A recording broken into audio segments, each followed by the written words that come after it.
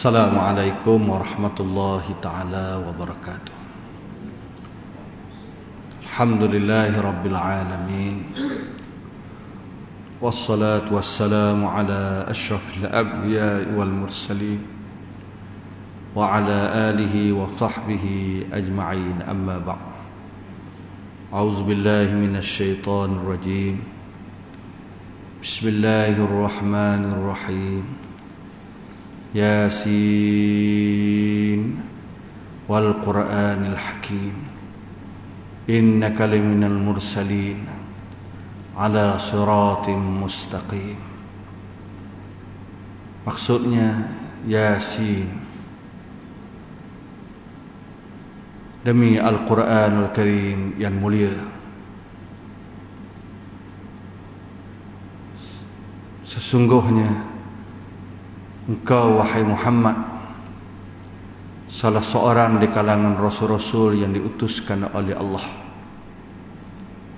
di atas petunjuk, di atas jalan petunjuk yang lurus. Dihormati lagi dikasihi fungsi majlis yang berbahagia, tuan-tuan imam, tuan-tuan Bilal, ahli jawatan kuasa masjid,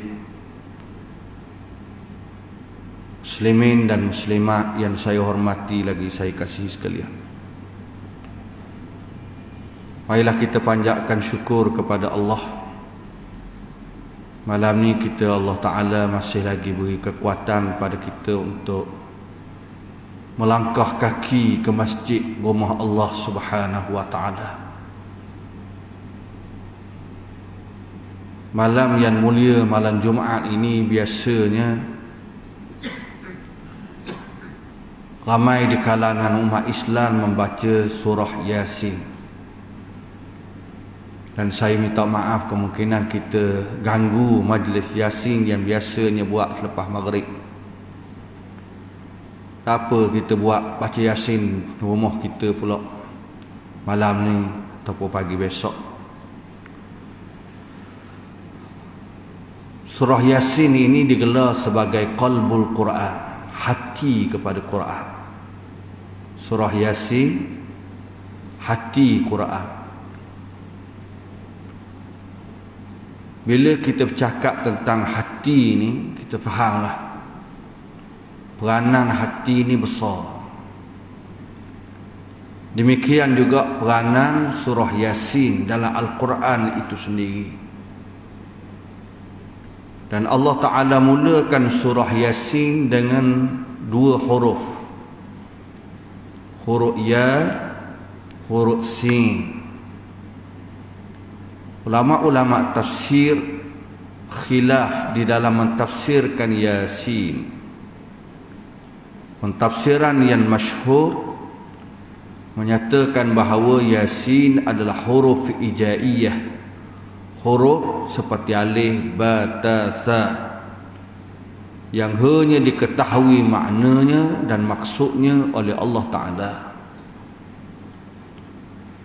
Ada di kalangan ulama menyatakan bahawa Yasin salah satu daripada nama Nabi kita Muhammad sallallahu alaihi wasallam. Orang yang hebat, nama dia banyak bagi menunjukkan kehebatannya. Nama yang banyak menandakan kehebatan seseorang. Kasratul asma tadullu ala haibatih. Banyaknya nama menunjukkan kehebatannya, menunjukkan keagungannya. Nama Tuhan kita banyak. Bukan maknanya Tuhan tu banyak, tak, nama dia banyak. Tuhan esa. Qul huwallahu ahad. Katakanlah wahai Muhammad, Allah Ta'ala itu esa. Tapi nama Tuhan yang disebut di dalam hadis nama Nabi, nama Allah Ta'ala ada 99. 100 melainkan satu. Mana 99. Orang yang hafal nama Allah Ta'ala 99, insya-Allah dia masuk syurga.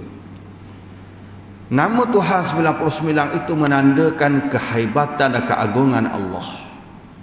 Bila kita belajar senama, hebat Tuhan. Ar-Rahman, Ar-Rahim. Nas'aluka ya man huwallahu alladhi la ilaha illa huwar rahmanur rahim.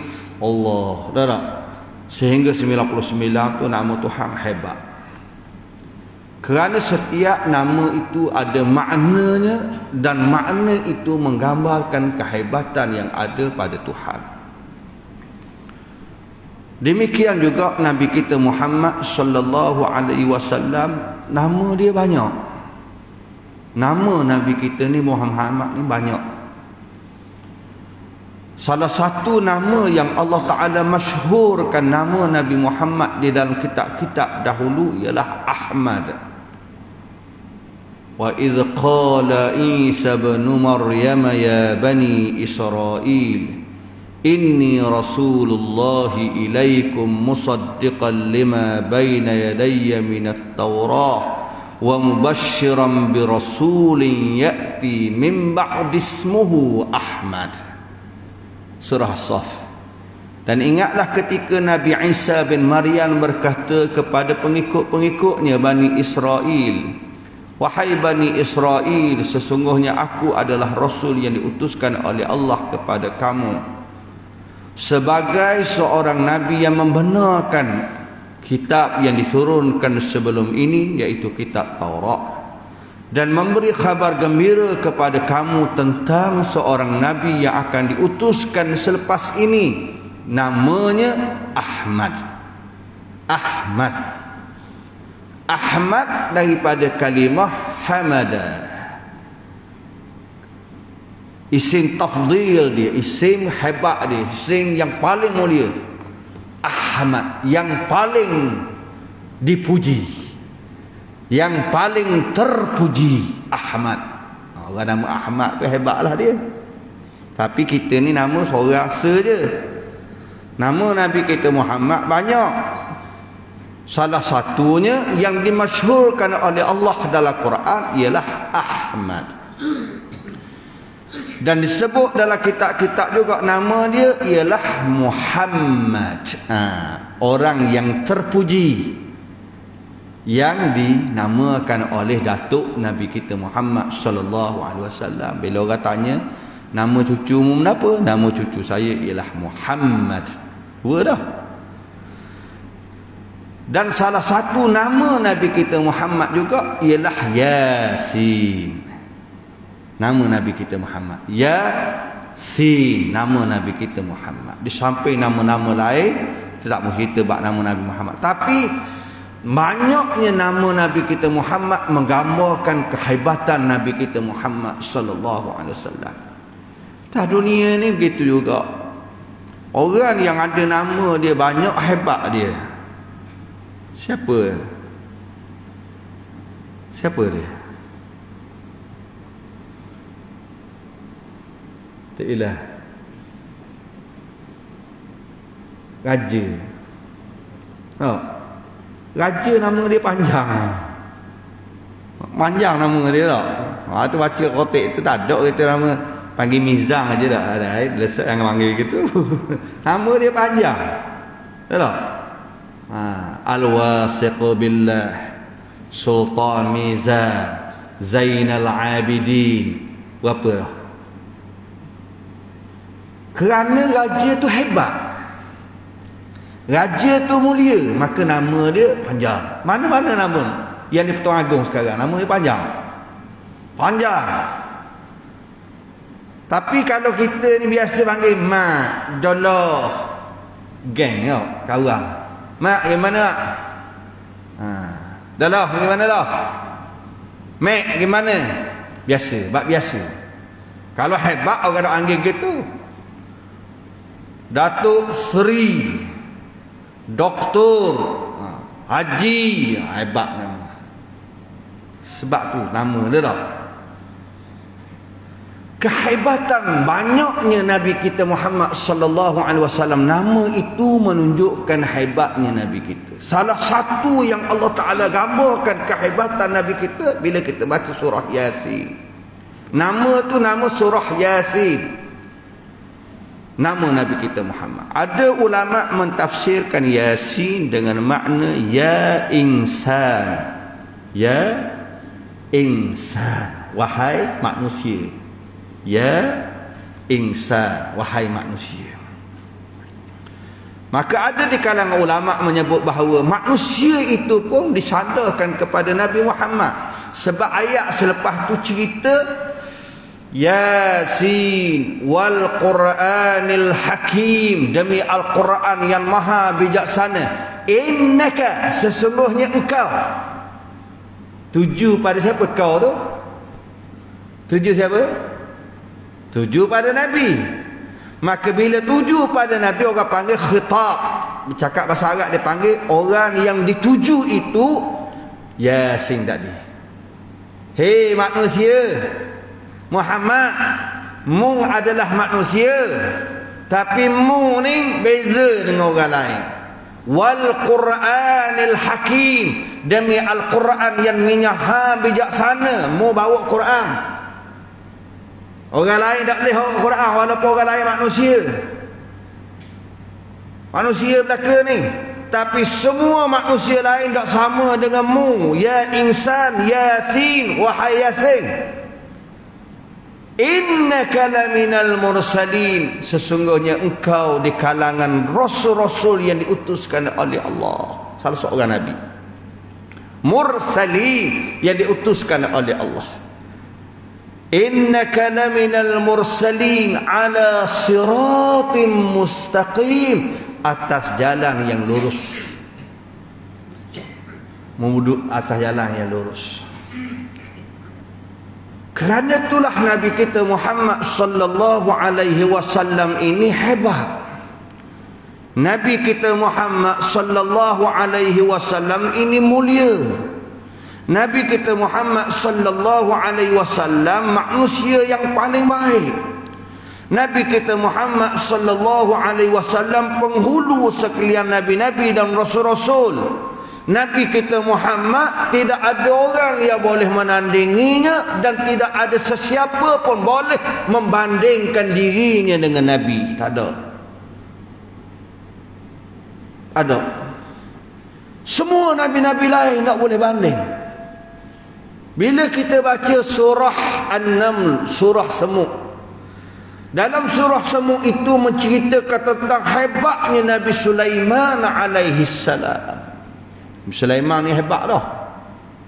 Apa hebat Nabi Sulaiman? Tentera Nabi Sulaiman bukan sahaja manusia, binatang. Burung, jin. Jin jadi tentera Nabi Sulaiman. Hebat tu jin. Adakah Nabi Sulaiman yang memiliki tentera dia di kalangan burung-burung, di kalangan haiwan, di kalangan jin ini? Hebat Nabi Sulaiman lebih daripada Nabi kita Muhammad sallallahu alaihi wasallam. Tak. Tak. Tak betul. Sebab Nabi kita Muhammad memiliki tentera yang lebih hebat daripada Nabi Sulaiman alaihi salam.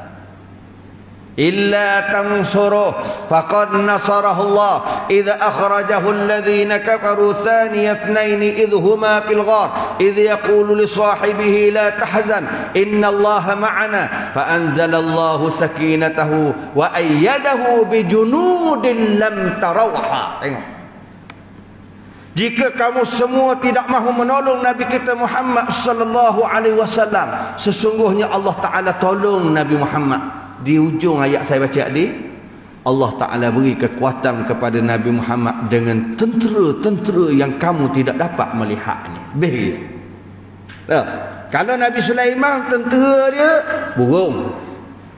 Tentera Nabi Sulaiman jin. Tentera Nabi Sulaiman haiwan.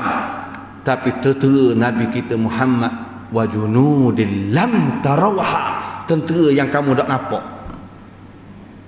Bahaya. Inilah dia hebatnya Nabi kita Muhammad sallallahu alaihi wasallam yang disebut dalam Quran.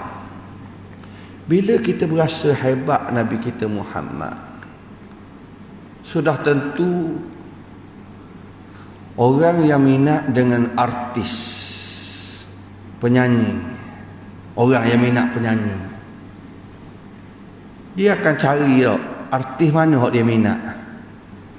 Kalau le jumpa pasar bayang tengok gambar aja. Orang minat artis. Temu pasar bayang tengok Siti Nurhaliza mari pasar bayang. Gambar aja. Akan gambar dengan artis hak dia suka. Orang yang minat bola sepak pula. Minat bola sepak. Malam Terengganu lawan Perak. Orang minat bola, dia pergi tengok bola. Pergi tanya dia, pemain bola. Tanya dia, pemain bola. Hak minat bola tu, main bola pun dah ada dah. Tapi saruh buat bola, kalah Ronaldo. Balik cerita tu. Tapi kita tanya dia, pemain bola, siapa dia? Dan kalau dia berjumpa dengan pemain bola, macam mana keadaan dia? Oh, dia akan gambar sungguh lah. Bukan pemain Ronaldo, bukan pemain hebat-hebat hak peringkat dunia tu, pemain Terengganu je. Jumpa dengan pemain Terengganu, gambar saja. Keletak, selfie lagi. Oh, gambar dalam Facebook, saya malam ini sempat bertemu dengan pemain hebat Terengganu. Seseorang yang kita rasa hebat, kita nak puja dia ataupun kita nak bersama dengan dia, nak dekat dengan dia.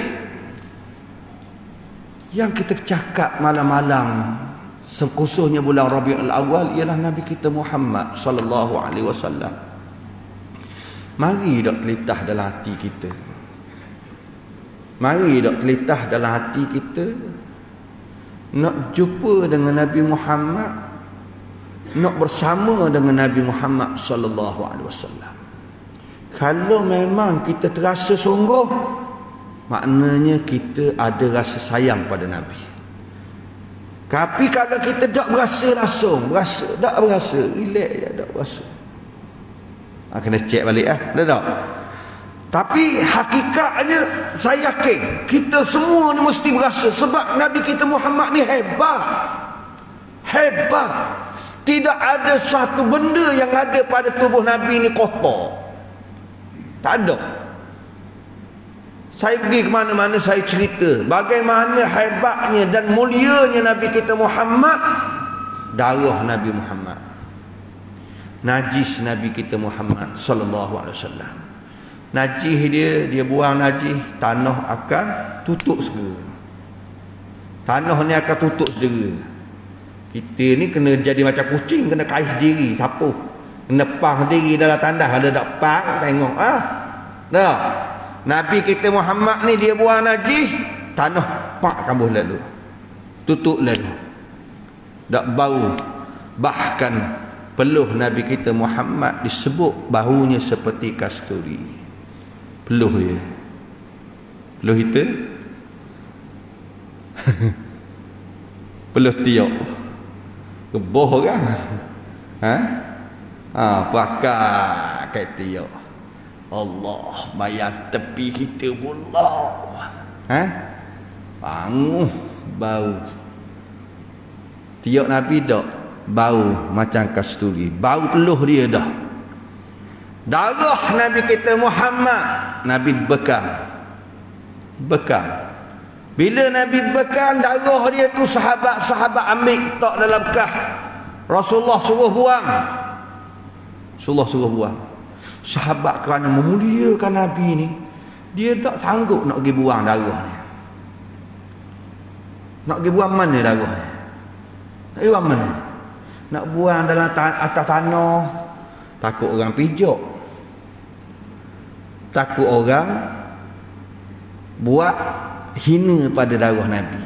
Nak buang mana? Dia buat lari darah sikit, dia minum darah Nabi. Minum air darah bekam. Kita sanggup tak pengungsi kita? Darah kita sendiri. Ha? Ai mikir kok 2 3 4 kali tengok darah bekang kita. Darah kita sendiri hak kita bekang.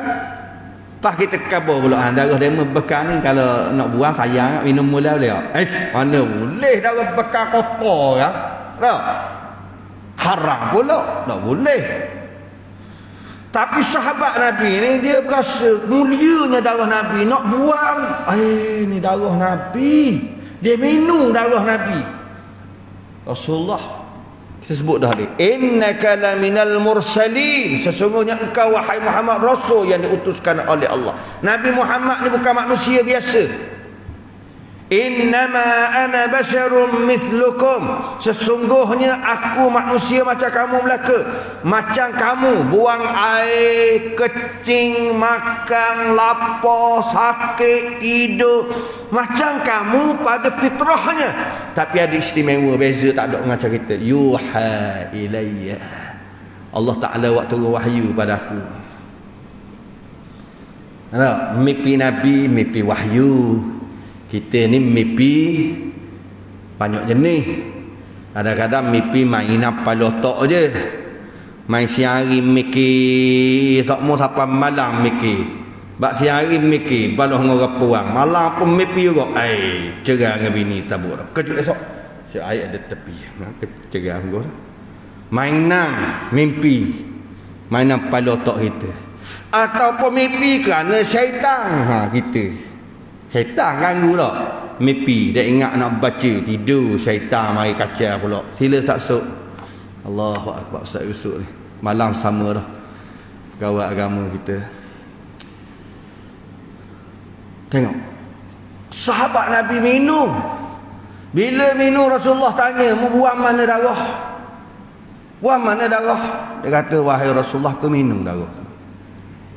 Rasulullah kata, sesiapa yang bercampur darahnya dengan darahku, dia akan selamat daripada neraka. Neraka dak akor dia. Istimewa dia boleh. Sahabat Nabi ni boleh. Tak istimewa je darah Nabi. Bila kita baca sirah Nabi yang begitu hebat, keistimewaan yang Allah Ta'ala beri pada Nabi kita Muhammad ni begitu banyak, menjadikan kita berasa hebatnya Nabi kita Muhammad ni. Kita julang Nabi Muhammad, kita puji dia, kita puja dia, kita sanjung dia. Bukan sahaja kita ni diminta supaya puji Nabi kita Muhammad, bahkan Allah Ta'ala suruh, bahkan Allah Ta'ala letakkan tok bila kena azan kita Muhammad. Tengok, seluruh dunia akan dengar bila azan. Sehingga ada kajian yang menyatakan bila bumi ni bulat dengan waktu azan yang ada, setiap saat, setiap minit akan berkumandang azan di atas dunia ni. Allah puji, Allah Ta'ala puja, Allah Ta'ala sanjung. Tiba-tiba kita umat Nabi Muhammad tak berasa benda. Tak berasa. Maksud saya tak berasa ni kerana ikutan kita dengan Nabi Muhammad sallallahu alaihi wasallam. Amalan kita ni dekat tak dengan amalan hak Nabi ajar. Saya pergi ke mana mungkin nak saksud dengar acak saya pergi kuliah mana-mana boleh saya kabur dulu. Sebab kita ni lama dah PKP. Dah setahun lebih.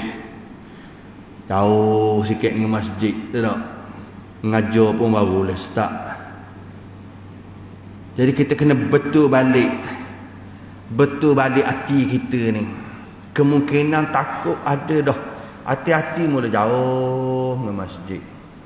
Pak lama dah hari masjid ya. Berasa mula-mula dulu berasa nak pergi masjid, bahawa orang sekap, tak? Bahawa orang nak lewi, SOP ada, ikut taat kita, perintah tu. Tapi takut lama ni.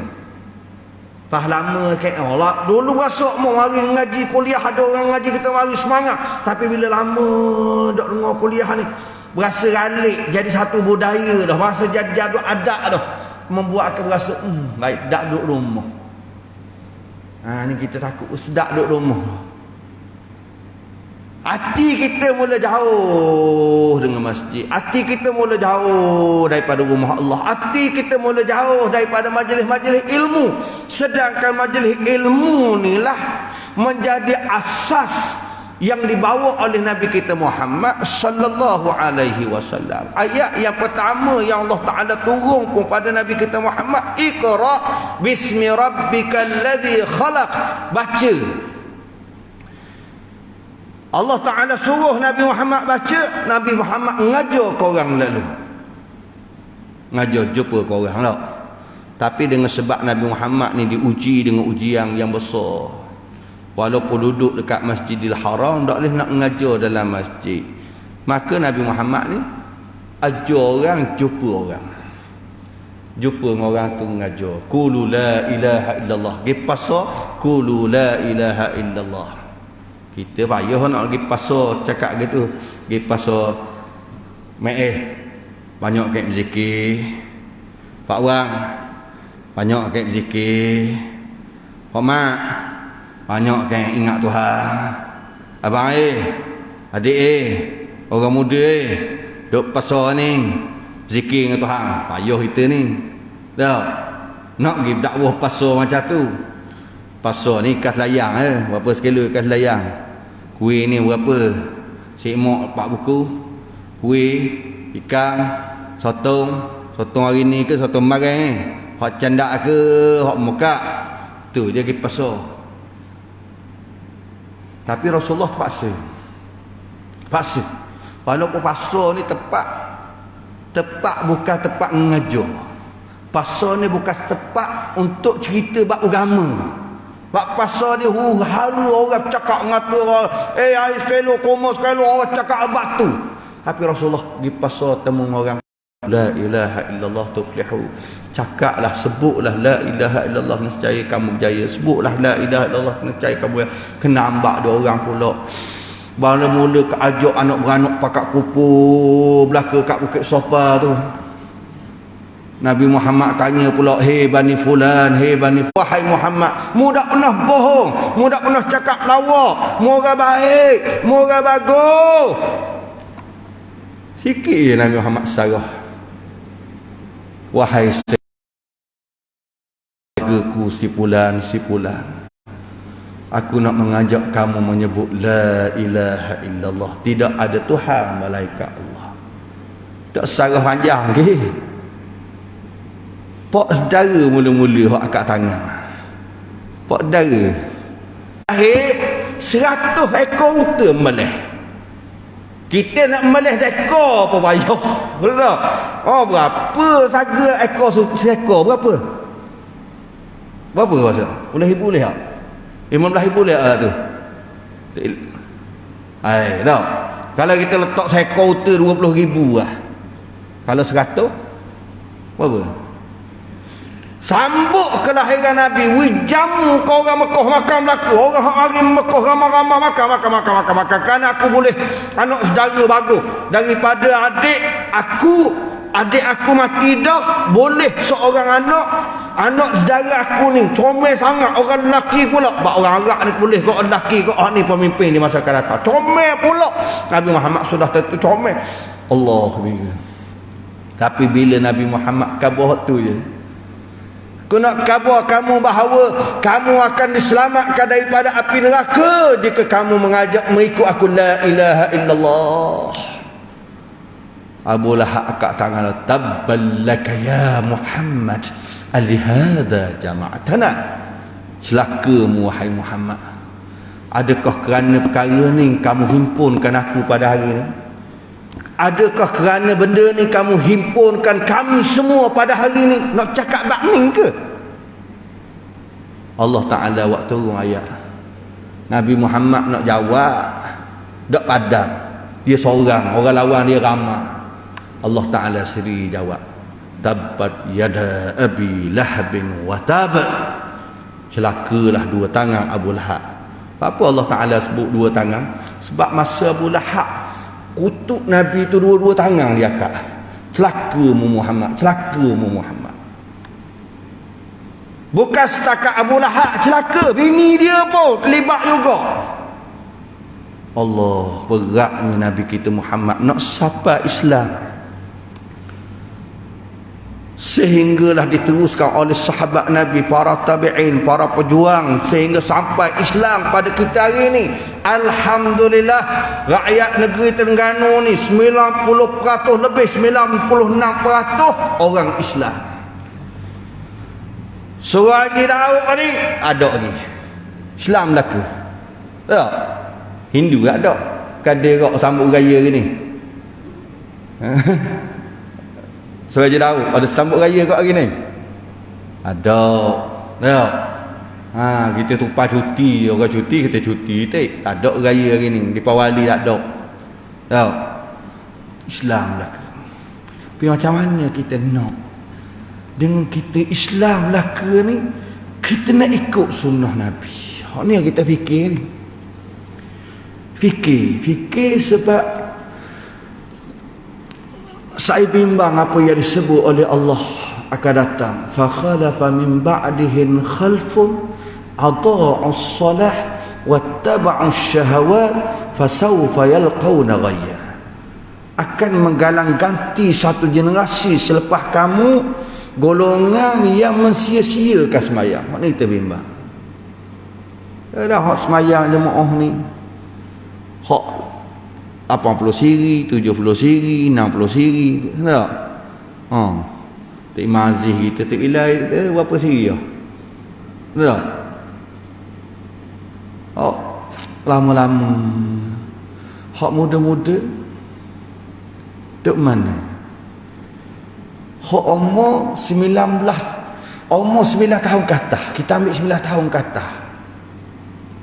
Hak 9 tahun ke atas ni duk mana? Malam ni kita ada Surah Haji Daud ni orang umur 9 tahun ke atas. Minta maaf lah. Nak ajak mikir bimbang. Kita hak ada tua-tua ni, hak rajin pergi mari masjid mati habis. Umur 9 tahun, 10 tahun, 11 tahun, 12 tahun, 13 tahun, 14 tahun, 15 tahun jadi tua kayak gini. Dengan sebab masa kanak-kanak, dengan sebab masa remaja, dengan sebab masa muda ni, rohak dah, susah dah nak aris saja, nak lakah kaki. Masa tua kayak gini rasa mudah dah.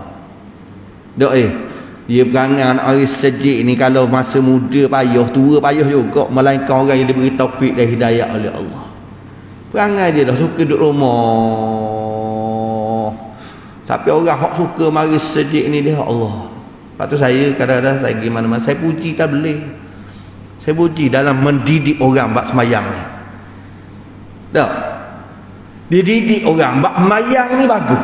Tapi hak ni penting juga. Adaa'us salah, kerana akan datang golongan yang mensia-siakan semayang.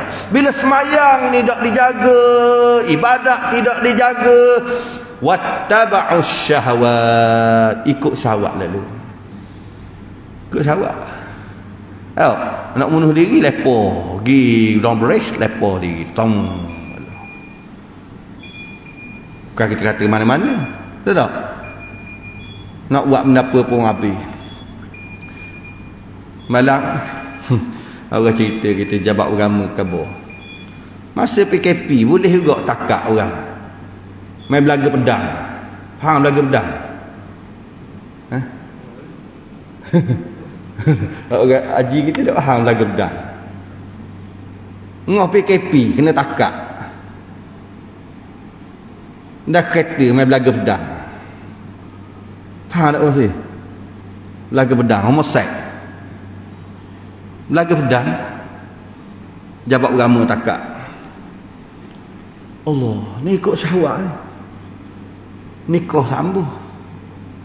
Nikah pula PAD, pejabat agama kata ramai kok orang cerai muda-muda, janda-janda muda jadi ramai. Tak tahan. Tak tengok nak nikah bagus dah. Tapi bila nikah kok PKP ada kerja sikit, balah, tak tahan balah, cerai. Akhirnya anak-anak ini masyarakat. Kalau masyarakat ini berlaku zaman ni akan datang gana. Ini kita takut. Lepas tu saya kata kita pakat mari memikirlah anak-anak kita, cucu-cucu kita. Pakat pegang, eret, Orang tua jangan marah pula. Ada tengok budak-budak muda umur 10 tahun 11 tahun mari surah sajid.